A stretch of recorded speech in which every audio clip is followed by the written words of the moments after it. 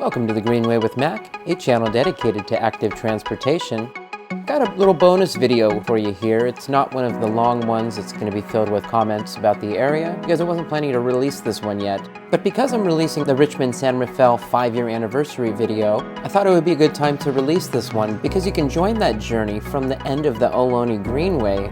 And that video ended at Baxter Creek Park, which is right where the Richmond Greenway starts. So that same day I actually recorded this video and was waiting to release it at a later date, but here we go. So we're on the Richmond Greenway here, and this is a former rail corridor. This was the Atchison, Topeka, and Santa Fe Railway, and this was used for freight through the city of Richmond, and they used it quite a bit during World War II when they were building ships out here and other things as part of the World War II effort. And so this corridor actually sat unused for about 25 years, and locals pushed to make it a greenway. And in 2007, they were able to get the first part finished. And so we're actually on the second phase of that greenway. And it was a local resident named Lily Mae Jones in the 1960s whose advocacy led to today's greenway. We're now following the BART tracks. And so it's a pretty thin corridor, not much room on either side of us here, but there is enough space for the two-way path, and there's not a lot of traffic on this day, whether it be walkers or bikers, but still plenty of room to get where you need to go.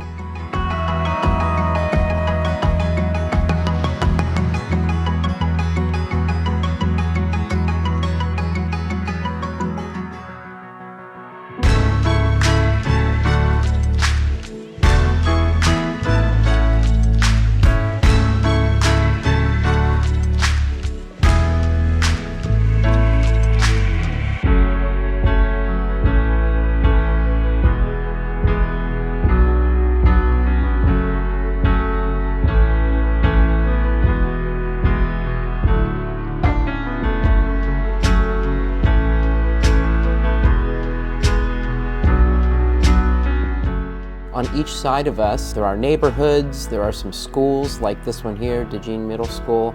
There are some pocket parks. But I think the coolest thing is to have this neighborhood greenway and access for the local residents to get around without a vehicle.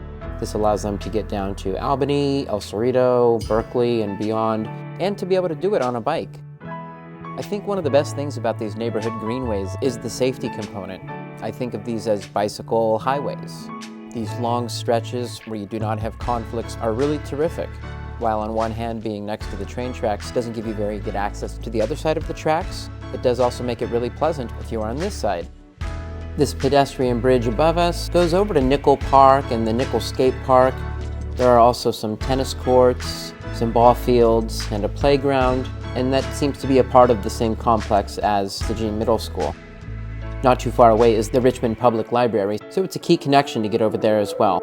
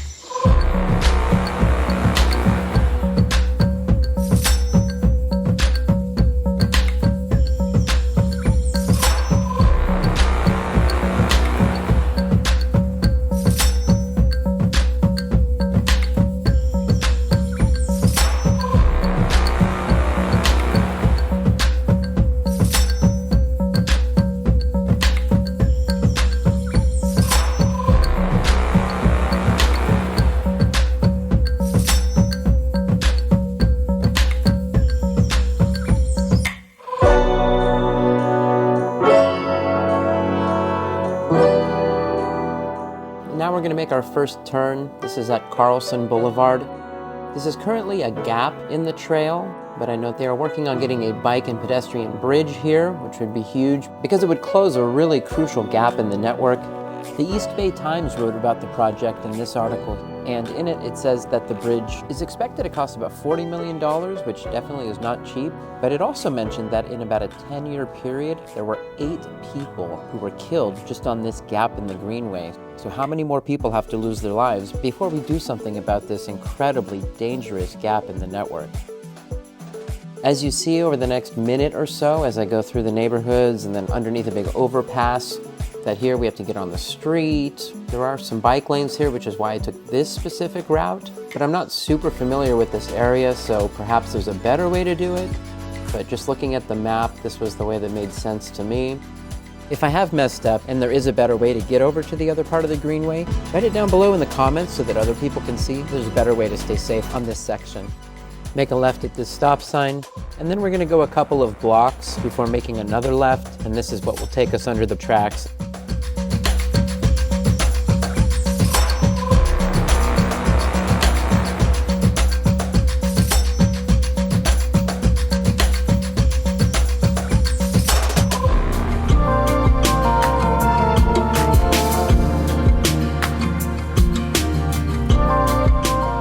This next part felt like the most dangerous stretch of the ride.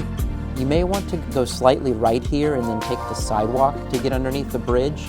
As you see on the ground, the speed limit is 25 miles per hour, but because of the way this is designed, cars are certainly going to go much faster than 25. The lanes are wide, and then as we get under the bridge, it merges down to one lane, and we move away from the wall here. And so if two cars were going quickly down here and then were merging and there was a conflict, that would put me in a lot of danger.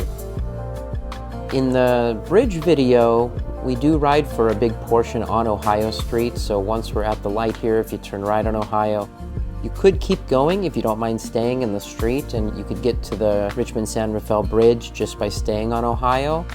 Me personally, anytime I can get on the greenways, I will do that, and so I actually missed my turn here, so I spotted it, turn around, and there is just a little path right here, and so we'll take this path.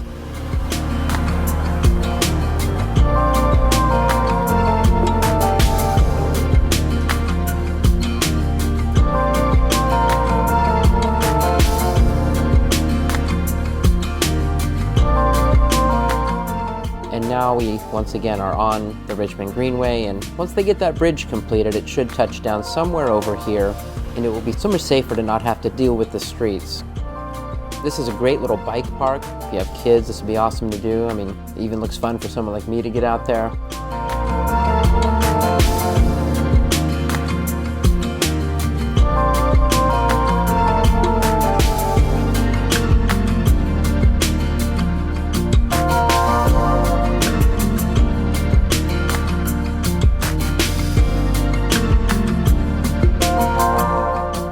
So this is very similar to the other part of the Greenway in that there are neighborhoods on each side.